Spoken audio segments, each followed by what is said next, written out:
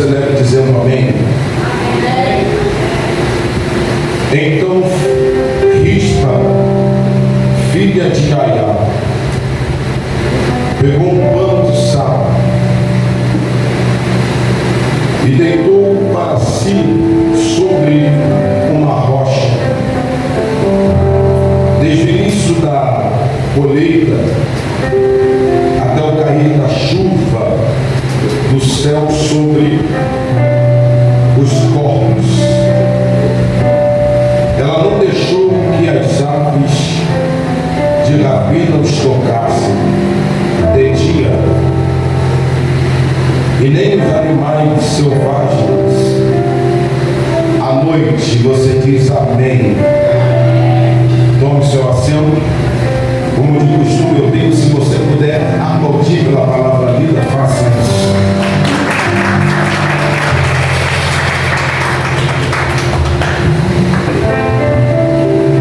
Meus irmãos, esse cenário aqui é um cenário, deixa só ela ali por enquanto, depois quero aqui. Esse cenário aqui é um cenário que mexe muito comigo, porque de primeiro contato que você vai escutar esse nome quase pouco mencionado dentro das nossas reuniões, porém é uma mulher estrangeira, e essa mulher, ela entra dentro da história bíblica. Eu disse e vou ressaltar de novo, ela é uma mulher estrangeira, ela não é da linhagem de Israel, nem judia, nem samaritana. Ela é uma mulher estrangeira. E como é que essa mulher aparece dentro da história da Bíblia Sagrada? Nós observamos o texto a partir do seu capítulo de número 21. Você vai perceber que Davi está consolidando o seu reinado. Saul acabou-se de morrer. Davi então está montando o seu exército, encontrando algumas dificuldades por causa de tanta oposição, para ele poder chegar até onde o Senhor queria que Davi chegasse. Então, nesse momento de consolidação, Davi, com uma parte do reino de Israel, o texto vai dizer que Davi, quando assume, Davi percebe que a terra, ela não está produzindo. Por que Davi percebe isso, gente? Porque se eu tenho semente na mão, Alessandro, e se eu tenho água para regar essa terra, qual é a minha expectativa? De uma hora a semente brotar, germinar, sendo que passa-se 3, 4, 5, 1 ano, e a semente não germina, não se vê um broto, e aquilo ali foi perdurando, até que no primeiro contato, se você tiver sua Bíblia aberta, você vai ver que durou 3 anos a fome em Israel. E essa fome então fez com que alguém, no meio desse processo em que a terra não produz, que a terra não dá força para a semente germinar, alguém vai tomar uma decisão. E que decisão é essa? Se eu tenho semente, se eu tenho água, tudo que está na minha ossada de fazer, eu faço e não se obtém o resultado daquilo que eu estou fazendo, então está no texto. Não estou falando nada de fora. O texto diz: Davi consulta o Senhor.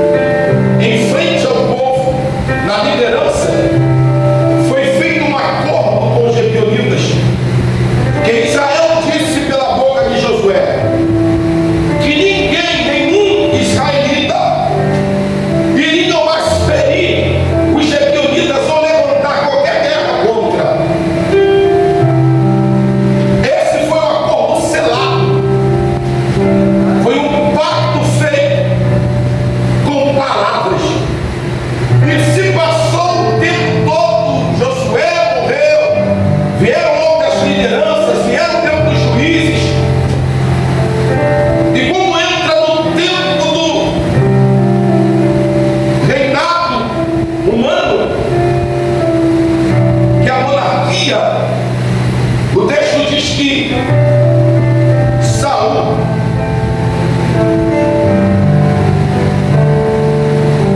ele levanta uma guerra contra os gibeonitas que havia um acordo. E a história diz que ele quase dizima todos os gibeonitas da face da terra. Pastor, tu está querendo dizer, não estou afirmando para ti, que essa atitude irresponsável de Saul fez com que a terra parasse sua produção, parasse de produzir. Até que o texto diz que a partir de então, Davi consultando ao Senhor e Deus respondendo dessa incoerência de Saul, fez com que a terra parasse. Eu quero que você preste bastante atenção nisso, porque ao mesmo tempo que você terá pessoas no seu convívio, tantas pessoas podem ser lotadas de Deus, podem fazer a tua vida discorrer de uma maneira saudável, espiritual. Mas por outro lado, tem momentos da nossa vida que nós vamos nos deparar com alguns Sauls entrando na nossa rotina espiritual, no nosso clamor, na nossa oração. E por que não dizer que tem hora que a gente acha que a gente está errado? A gente é culpado de alguma situação que ocorre ou no lar, ou no casamento, ou no trabalho. E tem gente que é tão ruim como Saul, que ainda é capaz de falar para você que a culpa do que está acontecendo, a culpa é tua. É capaz de botar um peso de uma responsabilidade em cima de você, como se você tivesse sido o culpado de todo o contexto ruim que está acontecendo. Sendo que eu aprendo aqui nesse texto, para que nós venhamos ter cuidado, porque pessoas sem Deus como Saul, pessoas irresponsáveis, é capaz de fazer um ambiente secar, é capaz de fazer um ambiente definhar. E não vai com essa que ele tem cetro, ele tem coroa. A irresponsabilidade de alguém é capaz de levar a tua vida espiritual ao declínio. A irresponsabilidade de algumas pessoas que talvez você acha que está sendo bom, a companhia,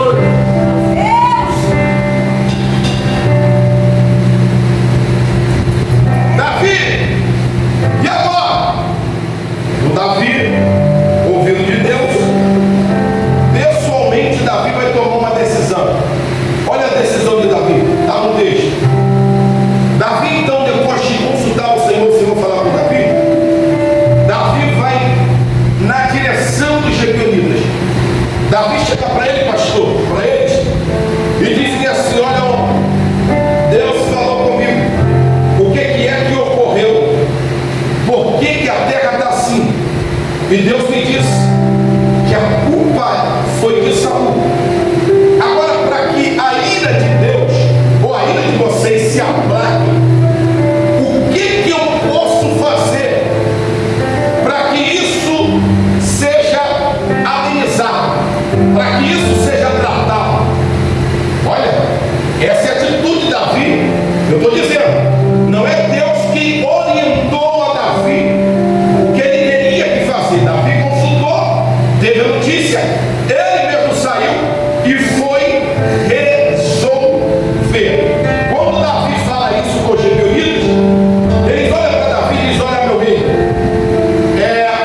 nós não queremos matar ninguém de Israel.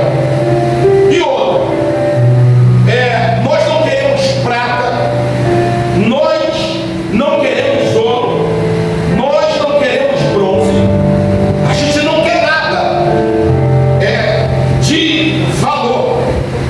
Porém, nós queremos 7 homens da linhagem de Saul, para que seja morto. Aí sim, nós ficaremos em comum acordo. Isso é um pedido difícil demais. Porque para mim, para pensar, se na primeira instância eu falei aqui, a atitude de Saul, olha o tamanho da proporção que as atitudes de Saul ela está levando. Agora, não bastasse levar a terra que a gente planta, a terra não dá força para a semente, agora está saindo do campo da terra e está entrando na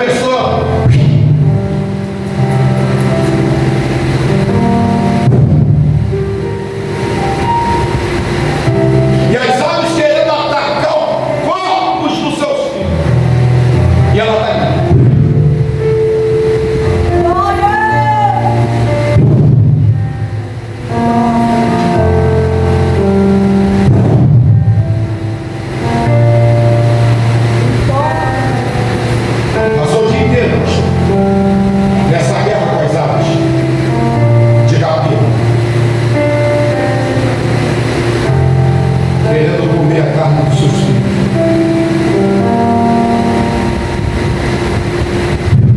A noite vai chegando, as aves vão se embora.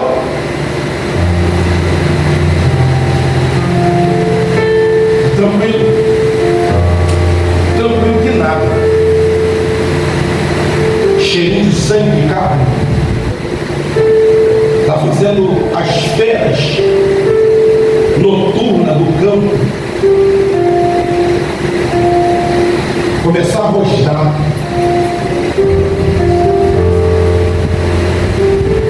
E vai vindo tão devagar, e ela talvez ao longo, no meio da escuridão, naquele tempo já nem lampião, ao longo ela está vendo olhos brilhantes.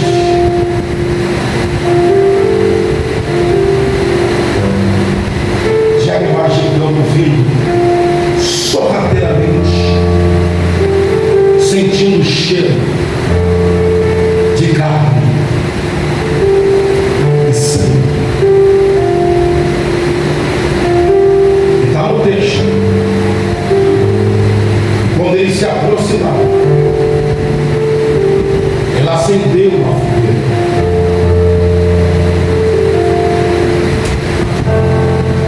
E da mesma forma que ela fez com as aves do céu, ela fez com as feras do campo. Ela lutou. Mas espera aí, eu até entendo lutarmos contra aves do céu. Eu até entendo. Agora você lutar contra feras do campo e conseguir botar para correr.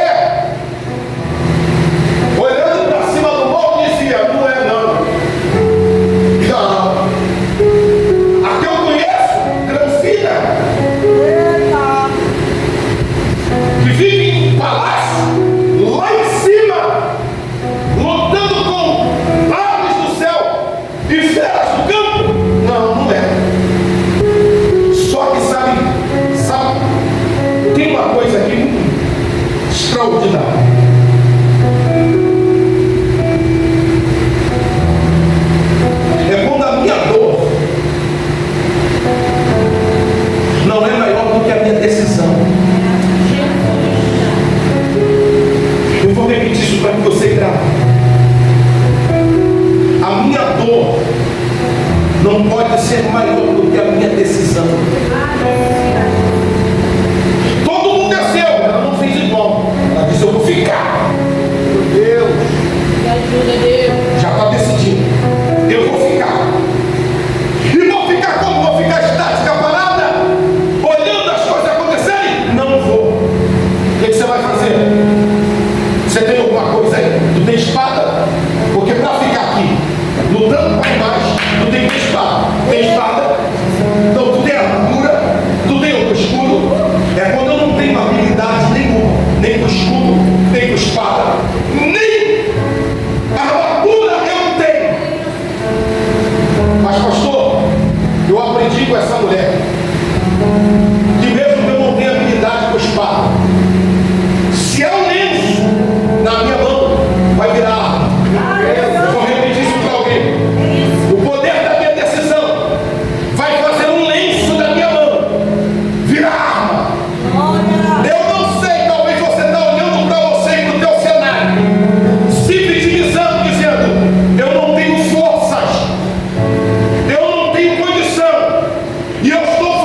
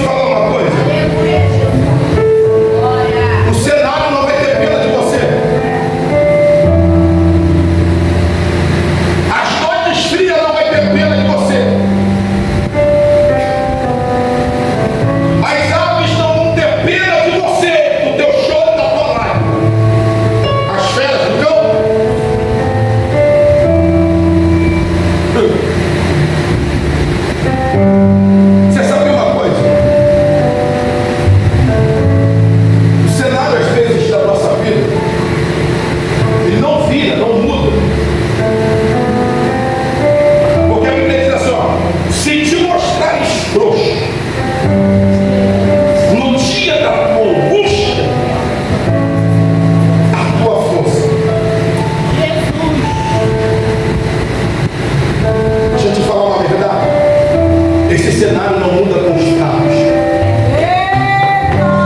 Eu vou repetir isso para alguém. Este cenário não muda com os fracos.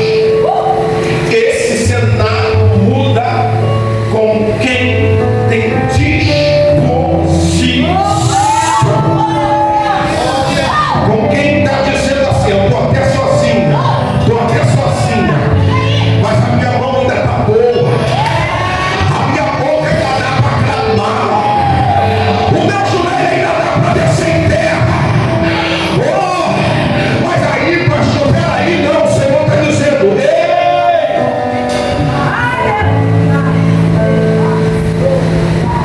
Pastor, eu pensei que dentro desse cenário ia ter alguém para me orientar. Não tem ninguém para me orientar, não.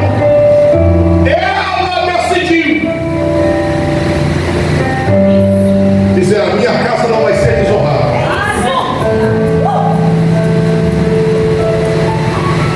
Porque tudo que o diabo quer é que uma casa que sempre foi uma casa de ensinamentos bíblicos, de doutrinas,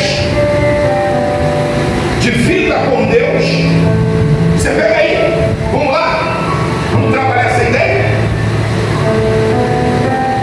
Aonde o diabo mais investe, as suas investidas são na casa de crentes,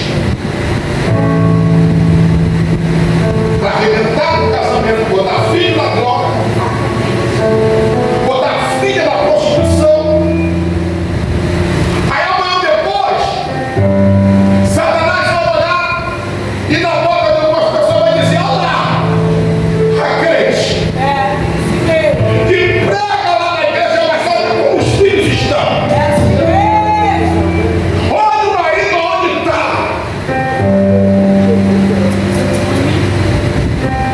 Aí às vezes, se você deixar o teu coração ser mole, com Satanás falando na boca dessas pessoas, você acaba se desmotivando, se auto-sabotando, dizendo: Senhor. Aí você vai ficar igual a mulher de Jó.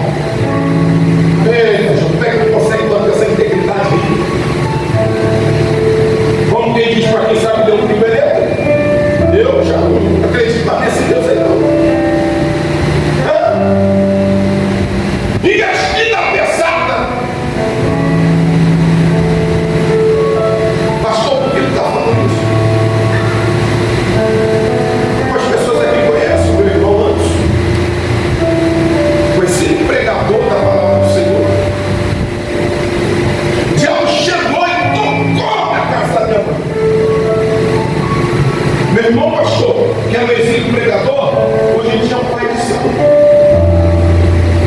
Tem filhos de santo que ficam em volta dele. Toda vez que eu olho para o semblante da minha mãe, eu vejo tristeza e a guerra que ela está. Dizendo: vamos orar, vamos clamar, para que Deus mude esse cenário. Você acha que é fácil manter a fé?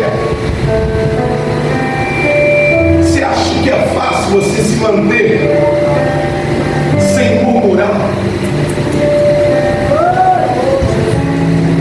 E ter na tua boca palavras de motivação, enquanto eu olharia para ela e acharia: eu acho que dessa vez minha mãe não vai. Mas eu vou te falar, 41 anos eu estou hoje. Eu nunca vi, pastor, a minha mãe chegar para mim e falar: filho, eu cansei, já orei demais, nada acontece. Eu não vejo. Eu vejo sempre aquela mulher posicionada, pronta para orar, pronta para guerrear, pronta para dar uma palavra. Pastor, o que você está querendo dizer com isso? Eu estou querendo dizer que esse cenário que você está não pode alterar a fé que você tem em Deus, não pode mudar você, não pode fazer com que você deixe de ser mais crente por causa da circunstância que você está vivendo. O Senhor me trouxe aqui para te dizer isso. Muitas coisas. Isso. Se você quer honra para a tua casa, isso vai depender muito de você.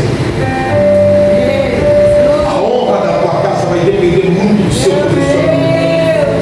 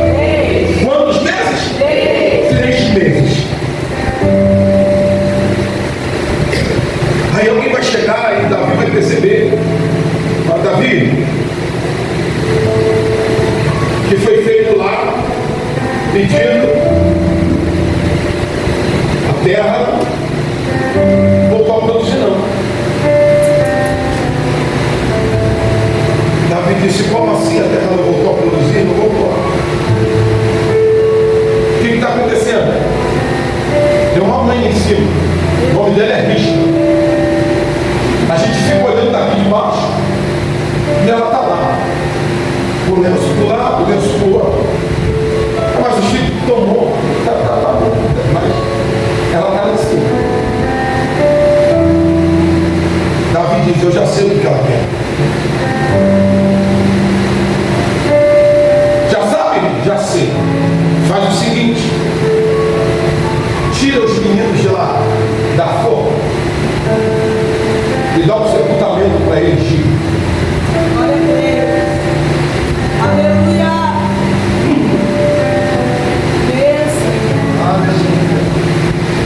Opa. Os soldados vão. Quando os soldados estão chegando, ela olha 3 vezes, gente. Com chuva, com sol, com dificuldade, com dores, sem comer, sem beber. Ela lá. Quando os soldados vêm chegando, eu acredito.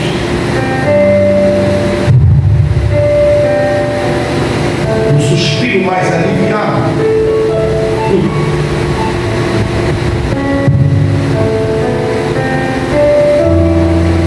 E ela dizendo: valeu a pena o meu esforço. Valeu a pena a minha dedicação. Valeu a pena porque se alguém olhar para mim, vai dizer que eu estou doido. Mas eu sei o que eu estou buscando. E eu busquei um sepultamento digno dos meus filhos. E eu consegui.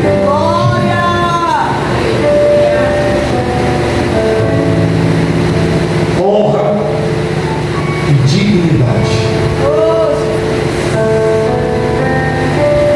Fique sobre os teus pés, se você puder.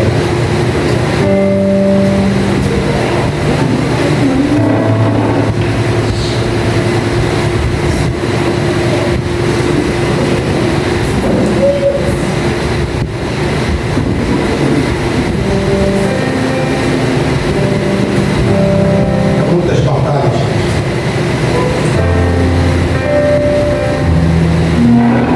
Até a hora que a gente não vai ter uma palavra de conforto.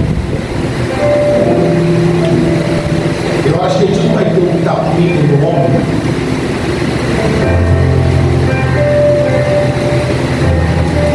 Claro que a gente não vai ter um peito, amigo, para reclinar a cabeça. Tem horas que você vai ter que sair dessa zona de conforto.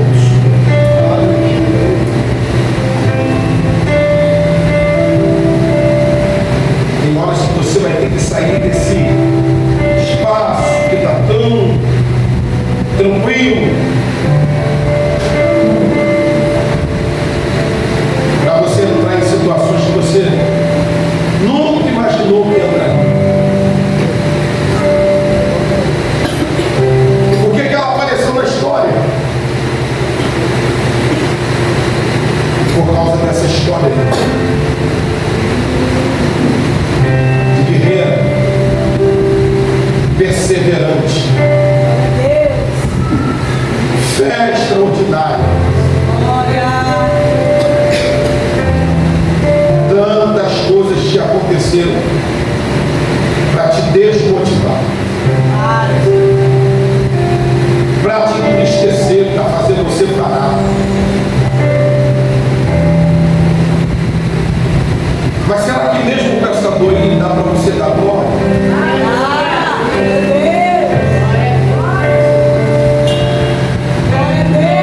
Será que mesmo que as coisas não saíram como você planejou de virada de ano, será que ainda dá para você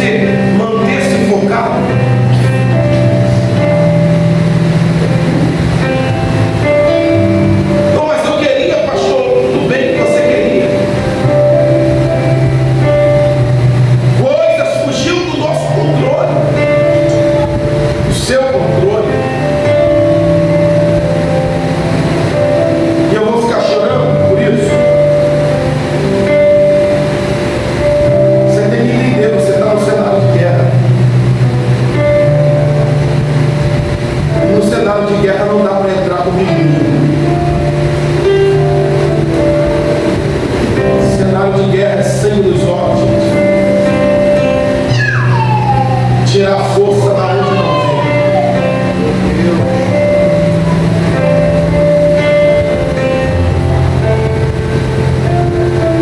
Para arrancar alguém que está na mão do diabo.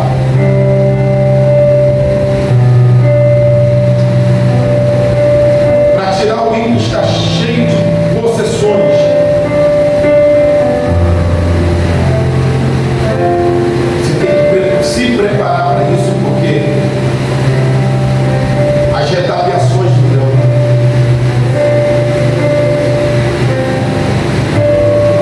Os mártires da Bíblia passaram situações horrendas. Por simplesmente pregar, livrar a vida de algumas pessoas da mão do diabo.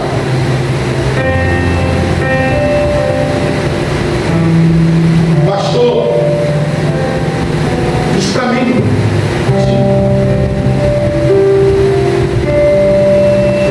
qual o tamanho da tua vontade de ver esse cenário que eu virar? Meu Deus, isso é sério demais. É isso aí. Qual é o tamanho da sua vontade de ver esse cenário Isso virar? aí. Deus, Você está disposto mesmo a fazer tudo, meu Deus. a entregar tudo para esse cenário